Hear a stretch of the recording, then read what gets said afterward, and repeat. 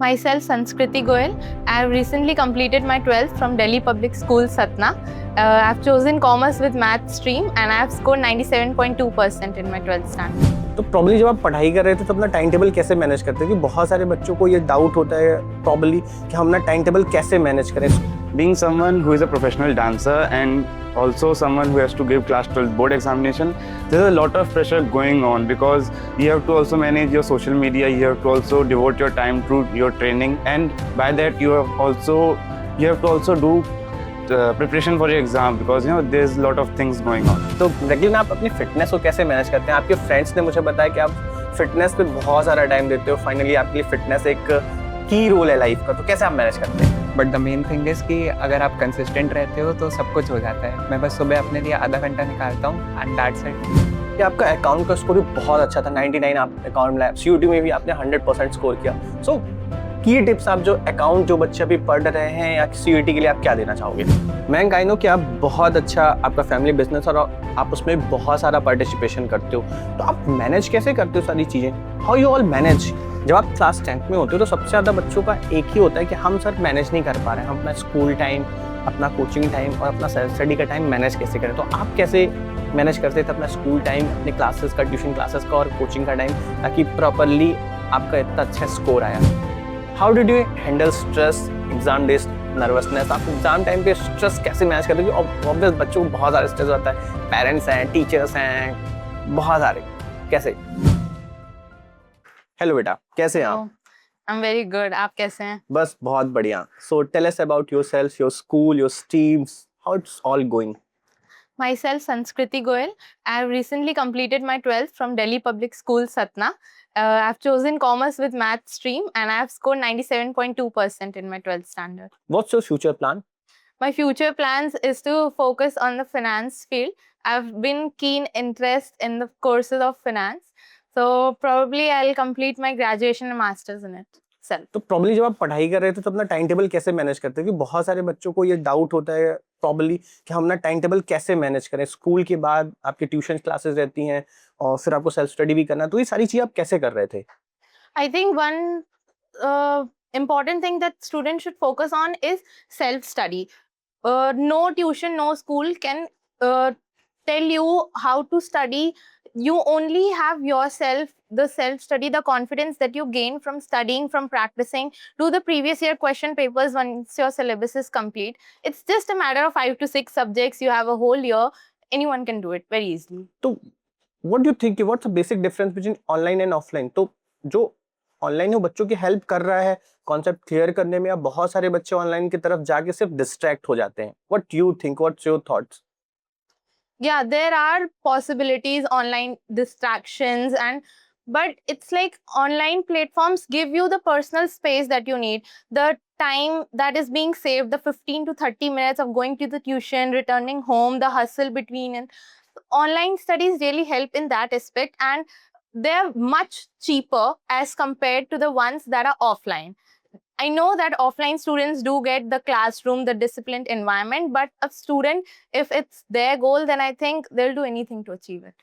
So Arnit, how did you handle all those pressure and stress before the examination, those fear of board examination? Yeah.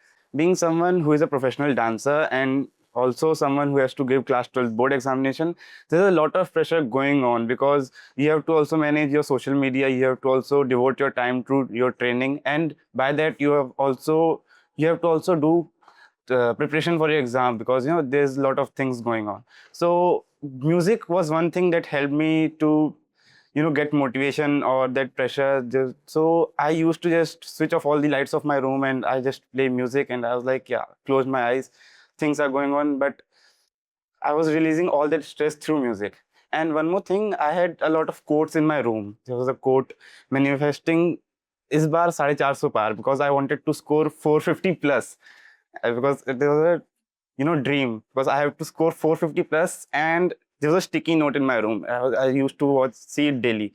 इस बार 450 plus लाना है, इस बार 450 plus लाना है. ना आप मानेंगे नहीं, मेरे स्कोर जो आया वो 451 आया है. वो पूरा रोज मैनिफेस्ट किया है उसको. और उसी के साथ साथ मेरा एक अपना आर्ट डॉक्यूमेंटेशन भी चल रहा था, फ्लो थ्योरी. तो मैंने प्री बोर्ड्स के टाइम पे चालू किया था अपना ये, उसका एडिटिंग, कंटेंट, स्क्रिप्ट, रिकॉर्डिंग सब खुद करता था, साथ में वाइवा भी चल रहे हैं, तो सब करने में बस म्यूजिक बेस्ट थिंग है जो आप आपको। इतना सारा मैनेज कैसे कर रहे थे? मतलब इतना टाइम तो रहता नहीं प्रॉब्ली। जब हम बच्चों से बातचीत करते हैं, क्योंकि मैं भी क्लास में रहता हूँ, जब बच्चों से बात करता हूँ तो हमसे एक ही एक्सक्यूज हमेशा देते हैं कि मेरा टाइम नहीं मैनेज हो पा रहा है सर, मेरे पास होमवर्क्स हैं, अपने स्कूल्स हैं, ट्यूशन क्लासेस हैं। तो कैसे आप भी कैसी चीजें मैनेज कर रहे थे? आई थिंक बहुत सारे बच्चे आपसे मोटिवेट होंगे ये चीज को लेकर। सी, टाइम सबके पास रहता है, बात प्रायोरिटी की है। जो आपका इवेंट आ रहा है आप उसको प्रायोरिटी दीजिए। अगर मेरे हाफ ईयरली आ रहे हैं तो मैं पूरा टाइम ज़्यादा से ज़्यादा पढ़ाई को दूंगा, ना कि डांस को या किसी और चीज़ को। अब अगर मुझे लगेगा कि मेरे डांस का कोई इवेंट आ रहा है तो मैं कोशिश करूंगा मैं ज़्यादा टाइम डांस को दूं, पढ़ाई को थोड़ा कम दूंगा, डांस को ज़्यादा दूंगा। आप बस टास्क को रोटेट करते जाइए, आपका सब हो जाएगा। तो आपके जो डांस आप करते हो, तो आप सच बताओ, डांस से कुछ फिजिकली आपको ऐसा लगा कि यार मैं फिजिकली और मेंटली पूरा स्ट्रेस अपना डांसिंग से रिलीज कर रहा हूँ? होता है कंटेम्प्रेरी डांस से। मैं जब भी बहुत ज़्यादा स्ट्रेस फील करता हूँ, मैं अपने डांस रूम में जाता हूँ, एकदम स्लो सॉन्ग्स लगाता हूँ एंड बस उस म्यूजिक को फील करते करते मूव करता हूँ एंड ऐसा लगता है कि मेरा पूरा स्ट्रेस उस मूवमेंट के थ्रू बाहर जा रहा है। और आई थिंक डीपीएस में एक ऐसा एटमॉस्फेयर भी है जहां वो म्यूजिक को, आर्ट, डांस और एक्स्ट्रा करिकुलर एक्टिविटीज को बहुत प्रमोट करते हैं। हाँ, मेरे को डीपीएस ने एक स्टेज दिया है जिससे मैं 3 इयर्स के लिए डांस कैप्टन था straight, class 10th 11th 12th। तो मेरे को उससे बहुत सीखने भी मिला कि डांस में मैं लीडर कैसे बन सकता हूँ, how to do leadership in dancing. तो मेरे को बहुत कुछ सीखने मिला डीपीएस में। तो आप अपने फ्यूचर प्लान्स में क्या देख रहे हो? मतलब बीइंग कि आप एक अच्छे एजुकेशन रिक्वायर कर ही रहे हो और आप चूंकि बहुत अच्छे हो पढ़ने में, तो आप वो तो करेंगी, साथ ही साथ अपना डांस भी कंटिन्यू रखेंगे, तो अपना कैरियर कहाँ पे देखते हो? करियर देखता हूँ मैं कि मुझे अब यहाँ से डांस और पढ़ाई को इसी तरह मैनेज करना है जैसे 12th में किया था। अभी 12th में भी अच्छा स्कोर किया है, आगे कॉलेज में भी डांस को भी उतनी प्रायोरिटी देनी है जितनी पढ़ाई को देनी है। तो एक बैलेंस चलता रहेगा अभी आगे life. So wish you best of luck for your Thank you, bright future, thank keep it up bro. तो रेगुलर आप अपनी फिटनेस को कैसे मैनेज करते हैं? आपके फ्रेंड्स ने मुझे बताया कि आप फिटनेस पे बहुत सारा टाइम देते हो, फाइनली आपके लिए फिटनेस एक की रोल है लाइफ का, तो कैसे आप मैनेज करते हैं? ऐसा नहीं है कि मैं फ़िटनेस को बहुत ज़्यादा टाइम देता हूँ, but the main thing is कि अगर आप कंसिस्टेंट रहते हो तो सब कुछ हो जाता है। मैं बस सुबह अपने लिए आधा घंटा निकालता हूँ एंड दैट्स इट। और आप चेस में भी बहुत अच्छे हैं, तो चेस आपको डीपीएस से कैसे, डीपीएस एडमिनिस्ट्रेशन ने और एक ओवरऑल एमबीएस ने कैसे आपकी हेल्प की? लाइक जब मैं 9th स्टैंडर्ड में था, I came to DPS for the first time. तब मैंने यहाँ पे फर्स्ट टाइम चेस टूर्नामेंट में पार्टिसिपेट किया था। It was a school level tournament and I was like I secured the second place in that tournament and वो सिर्फ मेरी स्टार्टिंग ही थी। तो मुझे लगा कि हाँ, ये तो रोज़ खेलना चाहिए और फिर मैंने chess.com डाउनलोड किया जो सारे लोग खेलते हैं एंड या I have a good rating at it. एक बात ये बताओ कि बोर्ड एग्जाम के लिए आप क्या इंपॉर्टेंट 2 से 3 टिप्स बच्चों को देना चाहोगे जो अभी अपीयर होने वाले बोर्ड एग्जाम में, वो उन चीजों को मतलब अपने ध्यान में रखें और उससे अपनी प्रिपरेशन को बेटर बनाएं? एक चीज़ ये है कि सब लोग को लगता है कि हमें बहुत सारी मटेरियल को स्टडी करना है, बहुत सारे रेफ़रेंस बुक्स करने हैं। ऐसा कुछ नहीं है, आपके पास एक एनसीईआरटी बुक है, आपको उसी को पढ़ना है, आप उसको पूरा ख़त्म करो। ऐसा कुछ नहीं है कि आपको हर एक रेफ़रेंस पे जाना है, बहुत सारे पेपर्स लगाने हैं। आप जो कर रहे हो उसको अच्छे से करो, सब हो जाता है। हाँ, इट्स बेटर कि आप 10 बुक को थोड़ा-थोड़ा पढ़ो, इट्स हाँ, बेटर एक बुक एक को आप बुक 10 को बार पूरा 10 बार हाँ। पढ़ लो, तो वो आपको ज़्यादा बेटर या रहेगा। ये आपका अकाउंट का स्कोर भी बहुत अच्छा था, 99 आप अकाउंट में, सीयूटी में भी आपने 100% स्कोर किया। सो की टिप्स आप जो अकाउंट जो बच्चे अभी पढ़ रहे हैं या सीयूटी के लिए आप क्या देना चाहोगे? यही कि सीयूईटी के लिए तो यही टिप्स रहती है कि आप जितने ज़्यादा से ज़्यादा क्वेश्चंस प्रैक्टिस करो, उतना अच्छा है आपके लिए। आप मिनिमम अगर सीयूईटी के लिए अटेम्प्ट कर रहे हो और आप चाह रहे हो आपका 200 प्लस स्कोर आए, जो कि 250 मार्क्स होता है, तो आपको मिनिमम 5000 क्वेश्चंस करने पड़ते हैं उसके लिए। But it is not like कि 5000 क्वेश्चन है तो बहुत टाइम लगेगा आपको। एमसीक्यूज़ है, आपको हार्डली आपको दिन का आधा 1 घंटा निकालना है, उसमें हो जाते हैं आपके। That's the key. और accountancy for class 12th CBSE जो आपको करना पड़ता है, तो दैट इज़ कि आपको जो आपकी बुक है टीएस ग्रेवाल जो हम लोग प्रेफ़र बिल्कुल। करते हैं, आपको बस उसके सारे क्वेश्चंस लगाने हैं। जो आपको लगता है कि टफ़ है, उसको आप रिविज़िट करो, बाद में रिविज़न करो, क्या होता था उसमें, कहाँ कैसे स्टेप्स होते थे, बस आप वो करो और फिर आपके दिमाग में वो चीज़ें बैठ जाती हैं। और स्कूल क्लासेस का भी बहुत बड़ा रोल इसमें होता है और आपके यहाँ पे बहुत अच्छे टीचर्स हैं। आपको अकाउंट्स कौन पढ़ाता था? रामलखन से। तो कैसा था मतलब वो जब क्लास में? वो बहुत ही डिसिप्लिन्ड टीचर हैं, वो हर एक डाउट आपके बहुत अच्छे से क्लियर करेंगे, आपको टाइम देंगे, कभी भी आपको डाँटेंगे नहीं किसी डाउट के लिए और अच्छे से आपको सब कुछ बताएँगे। इतना भी अगर बच्चों को मिलता है तो अपलिफ्ट हो जाता है, हाँ उनका जी। कॉन्फिडेंस आ जाता है। जी। तो आप अपनी एज के बच्चों को क्या सजेस्ट करोगे ओवरऑल कि उन्हें किन डिस्ट्रैक्शंस से बचना चाहिए? That's a very good question. I think हमें लाइक जो आपने अभी थोड़ी देर पहले क्वेश्चन पूछा था about online and offline studies, तो अगर कोई बच्चा यूट्यूब में लाइव स्ट्रीम्स वगैरह अटेंड कर रहा है या किसी ऐप की, तो उसके जो चैट्स चलते रहते हैं, उसमें हमें बिल्कुल ध्यान नहीं देना चाहिए, cause that is just for doubt asking. आपको जब पूछना है, आप तब खोलो, आप पूरा टाइम उसको मत चला करके बैठो, क्योंकि वो आपको बहुत डिस्ट्रैक्ट करती है उस टाइम पे। एंड क्लासेस में भी आपके जो फ्रेंड सर्कल है, that should be a great circle, like I do. तो उसका बहुत बड़ा रोल हाँ, होता है उसका फ्रेंड बहुत बड़ा सर्कल। रोल होता है। अच्छा, तो आपके कोई बेस्ट फ्रेंड्स? या they are all here. Keep it up bro, wish you best of luck for thank you. Bright future. मैं आई नो कि आप बहुत अच्छा, आपका फैमिली बिजनेस और आप उसमें बहुत सारा पार्टिसिपेशन करते हो, तो आप मैनेज कैसे करते हो सारी चीजें? How you all manage? क्योंकि आपके पास 24 आवर्स हैं, आपको उसमें स्कूल्स भी देखना है, अपने ट्यूशन क्लासेस भी देखना है, अपनी सेल्फ स्टडी भी देखना है, फिर then one more thing is added to your life, that's business. How you manage all those things? Honestly, this was so much tiring. Like business भी है, then coaching भी है, और school और सारा work and all studies. तो ये बहुत टायरिंग हो जाता था, बट या आई मैनेज, क्योंकि मेरे को ये सब करना था। लाइक मेरे घर पे भी लाइक किसी ने मेरे को फोर्स नहीं किया कि तुम अच्छे मार्क्स ही लाओ या ऐसी ही स्ट्रीम में जाओ या कुछ करो। बस उनका ये कहना था कि तुमको अच्छे से रहना है, तुमको जो तुमको करना है वो करो, खुद से सेटिस्फाई रहो, खुद हैप्पी रहो। सो या जैसे मेरी खुशी थी कि मेरे को अच्छे मार्क्स लाने हैं, और इसीलिए मैंने ये सब किया। और बाकी बच्चों का एक्सक्यूज़ रहता है कि मेरे पास टाइम नहीं है, मैं ये कर रहा, मैं वो कर रहा, बट वो सिर्फ ऐसा एक्सक्यूज़ ही देते रह जाते हैं और वो कुछ आगे कर नहीं पाते। सो इन एक्सक्यूज़ को हटाकर अगर हम प्रायोरिटी में ऐसे काम अपने करें, तो वो उसके लिए बहुत टाइम निकल जाता है। अगर मैं स्कूल भी आ रहा हूँ सुबह, उसके बाद बिज़नेस में भी जा रहा हूँ, उसके बाद अपनी स्टडीज़ भी कर रहा हूँ, तो मैं मैनेज कर रहा हूँ, तो और बाकी बच्चे भी कर सकते हैं। और मैं पहले से कोई टॉपर नहीं था, लाइक मैंने 12th की स्टार्टिंग में बहुत टाइम वेस्ट किया है अपना। बट जब मेरे को रियलाइज़ हुआ कि नहीं, मेरे को अच्छे मार्क्स लाने हैं, तो मैंने उसके लिए फिर अपना काम भी चालू किया। 10th में आपका स्कोर कितना था? 10th में इट वाज़ 89, और 12th में आपका कितना है? 91। तो ये जो लोगों को लग रहा है कि 2% का फ्लेक्स है, बट इसमें बहुत सारी मेहनत शामिल है, हाँ, इसमें बहुत बहुत। सारा हार्ड वर्क शामिल है। हुँ। सो अभी 10 से 12 जब बच्चे शिफ्ट होते हैं, तो कौन सी मेन चीजें जो उन्हें फोकस करनी चाहिए? कि अभी हम 10th में थे, क्योंकि आपको पता है 10th का थोड़ा सा सिलेबस बहुत थोड़ा सा कम होता है as compare to 11th, you know all those things. कि तो अभी 10 से 12th में जब बच्चे शिफ्ट होते हैं, तो कौन सी मेन चीज उन्हें फोकस करनी चाहिए? क्या अपने अंदर चेंज लाने चाहिए? 10th में लाइक जो सब्जेक्ट्स होते हैं उनके, वो सारे कॉमन सब्जेक्ट्स होते हैं जो आप बचपन से पढ़ते आ रहे हो, उन्हीं में आपको और पढ़ना होता है। बट जब 11th में आप आते हैं, तो आपको एक अपना पर्टिकुलर स्ट्रीम चूज करना होता है कि आपको कौन सी स्ट्रीम में इंटरेस्ट है और आगे आप क्या करना चाहते हैं।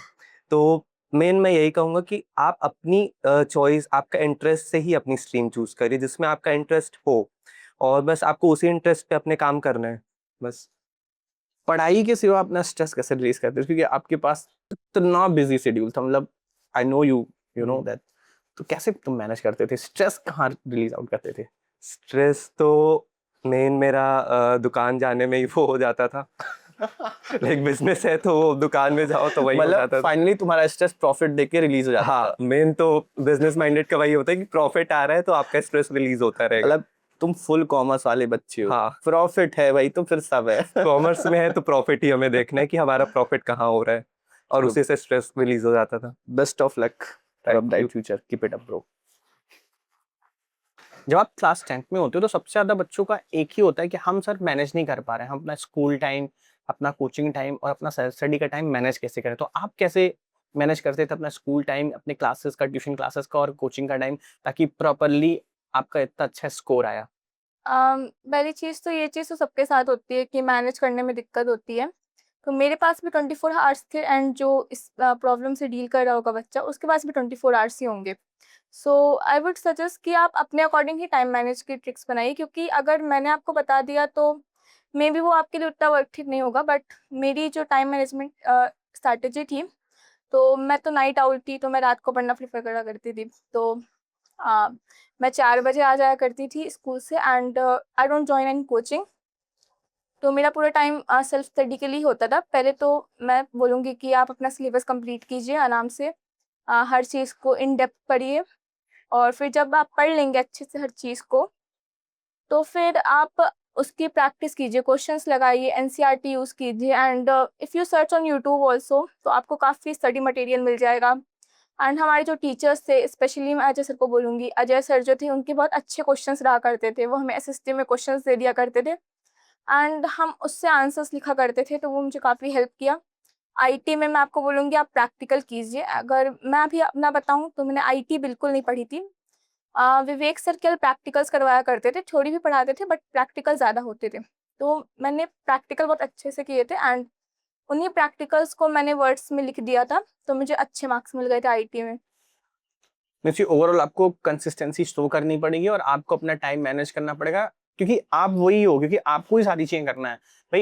Eight that age in class 10th 11th 12th आपके पेरेंट्स आपको बहुत फोर्स नहीं करेंगे, सिर्फ आपको इतना कह सकते हैं कि आप सिर्फ पढ़ाई करो, but end of the day चीजें आपको करनी है, because you have to fulfil your own dreams, you are responsible for that. Yes. So कोई एक मैसेज जो आप अपने जूनियर्स 8th 9th 10th के बच्चों को आप देना चाहेंगे जो स्पेशली साल 10th बोर्ड एग्जाम दे रहे हैं? तो पहले तो लोग बहुत स्ट्रेस हो जाते हैं 10th बोर्ड्स के नाम पे, तो ऐसा हमें नहीं होना है। 10th क्लास में हमें प्रॉपर दोस्तों के साथ भी टाइम स्पेंड करना है और पढ़ना भी है घर में, बट आपको ये भी देखना है कि आप बहुत बर्न आउट ना हो जाओ। 10th क्लास बोर्ड्स होते हैं, आई नो काफ़ी प्रेशर होता है, बट इतना भी प्रेशर नहीं लेना है कि हम अपना बचपना ही ना जी पाएँ। हमें आराम से पढ़ना है हर चीज़ को, थोड़े बहुत आप 2-3 घंटे भी दोगे दिन के तो वो सफिशिएंट होते हैं, और बस यही कहना चाहूँगी। गुड। और अभी जैसे आप लोग अभी 11th में जा रहे हो, तो अभी आपने 11th में कौन सी स्ट्रीम चूज की है? पीसीएम। पीसीएम। ऐसा क्यों आपने पीसीएम ही क्यों चूज किया? बिकॉज़ मुझे ऐसा लगता है ना, मुझे थ्योरी लर्न करने में थोड़ी दिक्कत हुआ करती थी। और मुझे ऐसा लगता है कि मेरा दिमाग जो है वो लाइक मैथ्स के लिए ज़्यादा बना हुआ है and I like doing calculations and question solving and all, तो मुझे मैंने इसलिए ले लिया। एंड फिजिक्स जो है वो प्रैक्टिकल्स ज्यादा अच्छे लगते थे हाँ। आपको? ओके। कोई एक इम्पोर्टेंट मैसेज जो अपने साथ वाले फ्रेंड्स और सबको आप डिलीवर करना चाहते हो, आपने क्लास 10th में जिनके साथ पढ़ाई की, आप क्योंकि अब आई थिंक आप अपने ड्रीम्स को परस्यू करने के लिए आप जेईई की प्रिपरेशन कर रहे हो, सो अपने फ्रेंड्स को क्या मैसेज डिलीवर करना चाहोगे, एक एंडिंग मैसेज? कि बहुत स्ट्रेस नहीं लेना है, आराम से पढ़ना है और ऑल इज़ वेल, और हमेशा काम रहना है, बहुत स्ट्रेस नहीं लेना है किसी भी चीज़ का, आराम से पढ़ते जाना है धीरे-धीरे और सब हो जाता है धीरे-धीरे, बस। एंड क्योंकि मैं 6th क्लास में मेरे 43% आए थे एंड 10th में मेरे सडनली नहीं आ गए थे 95%, इट वाज़ अ फेज़ जो कि मैंने देखा है and it was all like class wise class growth होती रही और फिर आप हाँ, 10th में एक फाइनली आपको अच्छा रिजल्ट आया Yes. और यहाँ से आपका मोटिवेशन बहुत आई, आपने मैथ्स ले रखा और देन जो want kill it. Yes. Okay, keep it up, wish you best of luck, Thank have you, a sir. Bright future. आ जाओ Thank you, दीदी। sir. I जपमनदीप जी, आपका 10th में फेवरेट सब्जेक्ट कौन सा था, मैथ्स और science? None of the above. तो कौन सा सब्जेक्ट आपका I बेस्ट don't वन था? pick favorites, तो मैं जिसमें भी जब ज़्यादा टाइम स्पेंड करो फिर वही अच्छा लगने लग जाता है, तो सारी बढ़िया थे। मतलब आप सभी सब्जेक्ट को इक्वल प्रायोरिटीज दे रहे थे? जहाँ पे मतलब फेस वाइज जहाँ पे स्ट्रगल ज़्यादा जाए उसमें ज़्यादा टाइम स्पेंड करा और वैसे करके बैलेंस आउट हो जाता है। तो रेफरेंसेस का भी रोल होता है क्लास 10th में, क्योंकि बहुत सारे बच्चे रेफरेंसेस पे बहुत सारा टाइम देते हैं। आई थिंक मुझे लगता है एनसीईआरटी के बाद अगर आपको क्वेश्चन प्रैक्टिस करना है तो रेफरेंसेस आपके लिए बहुत इंपॉर्टेंट है। सो पर्सनली मैं भी उन बच्चों में से एक हूँ जो कि बहुत सारी किताबें लेते हैं और फिर करते देखेंगे तो आपको 5-5 क्वेश्चन ही हर एक किताब के। तो फ्रॉम एक्सपीरियंस ऐसा नहीं करना चाहिए। तो मेरे पास बहुत सारी बुक्स थी, तो बहुत रिसोर्स ओवरलोड हो गया था। अल्टीमेटली मैंने मैथ्स का ही जैसे ले लिया क्योंकि उसी में सबसे ज़्यादा रेफरेंसेस यूज़ की जाती हैं। तो उसमें मैंने इन द एंड बस प्रीवियस ईयर क्वेश्चन पेपर्स करे और वो बहुत हेल्प करते हैं क्योंकि उससे कॉन्फिडेंस बूस्ट होता है, टाइम मैनेजमेंट भी आती है और ऑलरेडी आपकी आदत सी बन जाती है कि अब ओके पेपर देना है तो इतना टाइम लगेगा, ऐसा। तो अभी आप अपने जो फ्रेंड्स हैं, आप चूंकि क्लास 10th आप 11th में जा रहे हो, तो आपने कौन सा स्ट्रीम चूज किया है? Maths. Maths. How did you handle stress, exam days, nervousness? आप एग्जाम टाइम पे स्ट्रेस कैसे मैनेज करते हो? ऑब्वियस बच्चों को बहुत सारे स्ट्रेस होता है, पेरेंट्स हैं, टीचर्स हैं, बहुत सारे, कैसे? तो जब पेपर चल रहे थे तब तो मुझे बहुत मज़ा आ रहा था, तब स्ट्रेस नहीं था। लेकिन उसके पहले और I would say pre boards के बाद बहुत चिंता होती थी कि यार मैंने क्या किया है?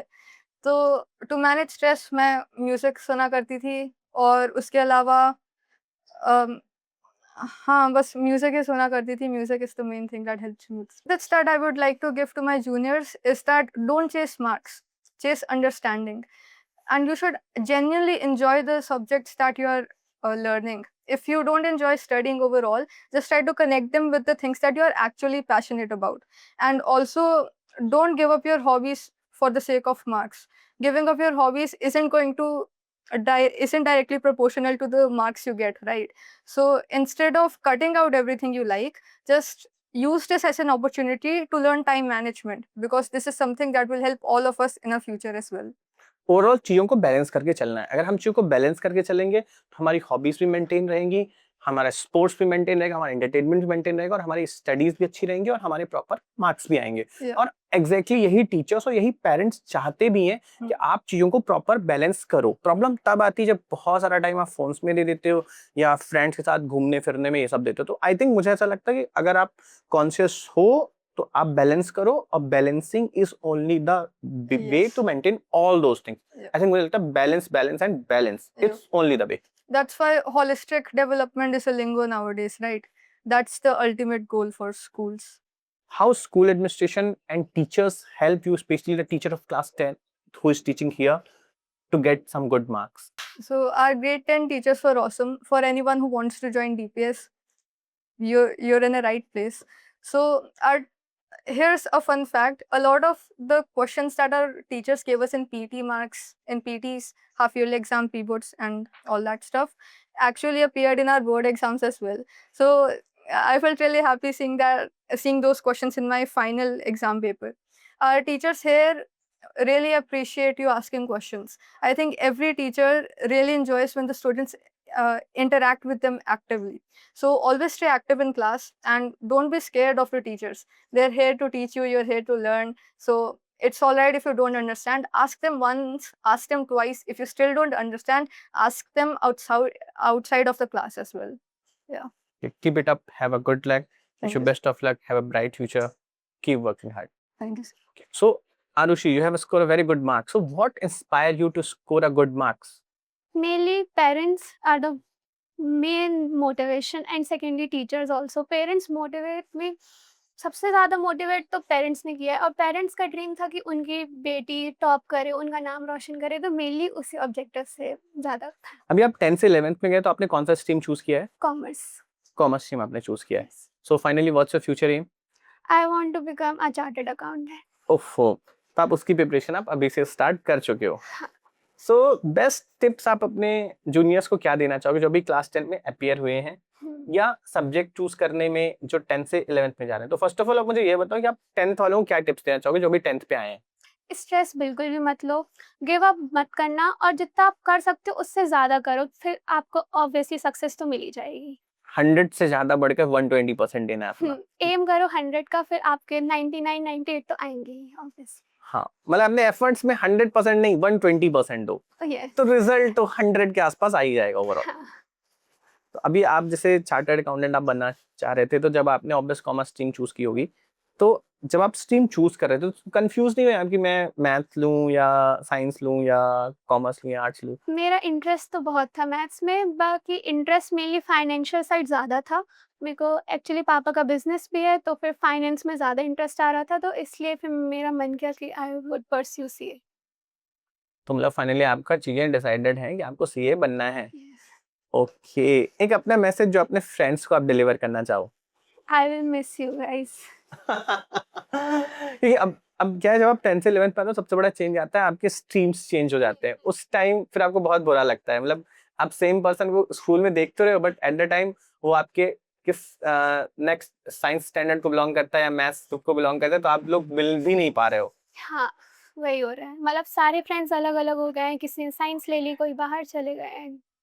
We are okay, only connected with online. Wish you best of luck, have a bright Thank you, future, sir. Keep working hard. Thank you. अभी आपने 11th में कौन सी स्ट्रीम चूज की है? सर मैंने अभी 11th में पीसीएम डी है, साइंस और मैथ्स। तो आप फाइंड आउट कैसे कर पाए कि अभी 10th से जब आप 11th मूव कर रहे थे तो आपने कैसा, मतलब आपने कैसे फाइंड आउट कि आपको मैथ्स लेना है, साइंस लेना है या कॉमर्स या आर्ट्स लेना है? सर एक्चुअली मेरे 10th में मुझे बचपन से ही साइंस में ज़्यादा इंटरेस्ट है और मैथ्स भी मुझे काफ़ी ज़्यादा इंटरेस्टिंग लगती है। उसके रूल्स, लॉज और क्वेश्चन सॉल्व करने में मुझे बहुत मज़ा आते हैं। तो इसलिए मैंने पीसीएम, साइंस और मैथ्स लेने का चूज़ किया। ओके, अभी जब आप 10th की प्रिपरेशन कर रहे थे सबसे ज्यादा स्ट्रगल आप किस सब्जेक्ट पे कर रहे थे? सर 10th की प्रिपरेशन में सबसे ज़्यादा स्ट्रगल सोशल साइंस में मुझे हुआ, क्योंकि उसमें बहुत ज़्यादा थ्योरी वाली चीज़ें होती हैं। अभी आपने उसमें कितना मार्क्स स्कोर किया? सर मैंने उसमें 97 मार्क्स स्कोर किया। तो अभी आप स्ट्रगल भी कर रहे थे और 97 तक की जर्नी कैसी थी? सर ऐसा होता है ना कि जिस चीज़ में आप वीक हो, आप उसमें कुछ ज़्यादा ही फ़ोकस कर लेते हो। तो वो आपकी जिसमें आप स्ट्रॉन्ग होते हो, उससे ज़्यादा उसमें रिज़ल्ट्स आपके वीक सब्जेक्ट में आता है। तो मेरे साथ भी कुछ ऐसा ही हुआ है। अच्छा, मतलब आपने एंड ऑफ द डे आपने फोकस किया और जब आपने फोकस किया तो आपको रिजल्ट मिला। यस। सो आई होप जो क्लास 10 के स्टूडेंट हैं वो अगर किसी सब्जेक्ट में वीक हैं तो प्लीज फोकस करिए, रेफरेंस बुक का यूज करिए और एनसीईआरटी को line by line just check out all the concepts. Yes sir. Okay. Wish you best of luck. Have a bright future. Keep working hard. अभी जैसे अब हम we are the boys, you know, हमारे distractions बहुत होते हैं. हम कई बार खेलने चले जाते हैं, एक्स्ट्रा क्रिकेट खेल रहे हैं, फुटबॉल खेल रहे हैं, कई बार ऑनलाइन गेमिंग कर रहे हैं. तो अभी जब आप इतनी प्रिपरेशन की, आपने इतना अच्छा स्कोर किया, तो आप ये सब चीज़ों से कैसे बचते थे, खासकर ऑनलाइन गेमिंग और sports yes sir. Exam time पे? सर डिस्ट्रैक्शंस तो उसको हम इग्नोर नहीं कर सकते, कोई बच्चा नहीं कर सकता, सबके होते हैं। सर मैं ये मानता हूँ कि अगर आप शुरू से ही हल्का-हल्का पढ़ते रहेंगे और एंड में अगर आपको डिस्ट्रैक्शंस कहीं न कहीं ले जाती हैं, कहीं डिस्ट्रैक्ट कर देती हैं, तब भी आपको इतना लॉस नहीं होगा। तो सबसे पहले आप शुरू से पढ़ना स्टार्ट करिए और अगर आपको तब भी डिस्ट्रैक्शन होती है तो सर जो आपका गोल सेट है और आप एक बार सोचिए कि अभी के लिए तो डिस्ट्रैक्शन लग जाएँगी, लेकिन बाद में ये कॉन्सिक्वेंस आपको रिग्रेट ही करेगा। इसीलिए सर थोड़ा मोटिवेशन बाहर से भी होना चाहिए और अंदर से भी। मतलब एक्सटर्नल और इंटरनल मोटिवेशन दोनों इंपॉर्टेंट है यस। और ओवरऑल कहीं ना कहीं आपने डिस्ट्रैक्शन को ओवरकम किया, दैट्स व्हाई आपका इतना अच्छा स्कोर है. सो जो भी लोग डिस्ट्रैक्ट हो जाते हैं during exam time, so please आप लोग शुरू से थोड़ा थोड़ा पढ़ाई करते रहें. यस। रेफरेंस बुक का रोल होता है. सर 10th बोर्ड में 95% या बहुत ज़्यादा लिमिट्स तक एनसीईआरटी का ही रोल होता है, लेकिन आप प्रैक्टिस के लिए रेफरेंस बुक रखें तो आपके अच्छे मार्क्स, अच्छे मतलब स्कोर आप कर सकते हैं। उसमें Practice आप टाइम अच्छी मैनेजमेंट कर बहुत सकते हैं. अच्छा हो जाता है। प्रैक्टिस आप अच्छी कर सकते हैं, आपको Yes, शॉर्ट sir. नोट्स मिल जाती हैं, इजी टिप्स मिल जाते हैं, मतलब एक ओवरऑल आपको ओवरव्यू मिल जाता है. Yes sir. आप अपने जूनियर्स को कोई एक स्पेशल मैसेज देना चाहेंगे? सर मैं अपने जूनियर्स को बस ज़्यादा नहीं, सब सब जो टीचर्स बोलते हैं उनको फॉलो करने, वही जो बोलें वही काफ़ी है। लेकिन मैं बस इतना कहना चाहूँगा कि आप शुरू से ही थोड़ा-थोड़ा पढ़ते रहिए, एंड के लिए मत बचा के रखिए, एंड में नहीं होता है। Yes sir. Okay, keep it up, wish you best of luck, have a bright future. जैसे अभी आप 9th में आपका क्या स्कोर था? 9th में सर मेरे थे 89, 10th में कितना है? 92.8। मतलब जो 89 से 92 की जर्नी थी वो लग तो 3-4% की थी, बट यू नो उसमें बहुत मेहनत करनी पड़ी. यस तो सर। 9th और 10th दोनों में आपने कंसिस्टेंसी अपने आप को पढ़ाई पे कैसे लगाए रखा? क्योंकि प्रॉब्ली यही वो टाइम होता है जब यहाँ पे हमारे थॉट्स नहीं, हार्मोन्स चल रहे होते हैं और हम डिस्ट्रैक्ट हो जाते हैं. So how you focus on studies? Sir distractions को तो हम हटा नहीं सकते, पर 9th में जैसे मैं कंसिस्टेंट नहीं था और डिसिप्लिन भी मेरे अंदर नहीं था। लेकिन फिर लास्ट में मेरे को जाके पता चला कि कंसिस्टेंट और डिसिप्लिन का एक की रोल है हमारी मतलब स्टडीज़ में। इवन तो लाइफ जर्नी में भी आपका कंसिस्टेंट और डिसिप्लिन का ही रोल है. Yes sir. तो फिर मैं 10th से कंसिस्टेंट हुआ और डिसिप्लिन हुआ, लेकिन कहीं न कहीं जाके फिर मैं डिस्ट्रैक्ट भी होने लगा। तो जैसे कभी दोस्त के साथ खेलने चले जाना या फिर गेम्स ये सब। तो मैंने फिर भी पढ़ाई की और मेरे ये स्कोर आया। अभी आप एक अपने जूनियर्स को क्या मैसेज डिलीवर करना चाहेंगे? मतलब आप उन्हें क्या बताना चाहते हो कि ब्रो आप ये टिप्स फॉलो करो या ये फॉलो करो तो आपको लाइफ में एक बेटर रिजल्ट मिलेगा, एकेडमिक और even though all over the socially too. सिर्फ डिस्ट्रैक्ट मत हो और पढ़ाई पे ध्यान दो और एनसीईआरटी को फॉलो करो और टीचर्स के पाथ पर चलो, बस। मतलब अगर आप टीचर्स की बात मानोगे तो आपको रिजल्ट मिलना है, दैट इज हाँ। Definite fix. Yes sir. Okay, तो अभी आपने 11th में कौन सी स्ट्रीम चूज किया? सर पीसीएम ली है। पीसीएम मैथ्स लिया आपने. Yes sir. आपने फाइंड आउट कैसे किया कि आपका इंटरेस्ट पीसीएम में है, मतलब मैथ्स में है, कॉमर्स में है, किस में है आपका इंटरेस्ट? सर पहले से ही मेरे को मैथ्स बहुत पसंद थी, उसके क्वेश्चंस एक तरीके से एक हॉबी थी कि मैं डेली 1 आवर मैथ्स को देता था और क्वेश्चन सॉल्व करता था। फिर 11th में मेरा इंटरेस्ट उसी में आया तो मैंने मैथ्स से ले लिया। तो I hope we have a better future. Good luck, wish you best of luck, have a bright future, keep work hard buddy. Yes Keep it up. What's your future aim? Sir, I want to crack JEE and engineering. अभी तो engineering में आपने find out किया कि आपको कौन सी engineering करनी है? सीएस करना है, इलेक्ट्रॉनिक्स करना है, सीएस करना है। सीएस करना है. मतलब अगर कंप्यूटर साइंस की तरफ इंटरेस्ट है, मतलब you know you love robotics, so called थोड़ा बहुत यस सर। एप्लीकेशन सॉफ्टवेयर और मॉडर्न टेक्नोलॉजीज में आपका इंटरेस्ट है.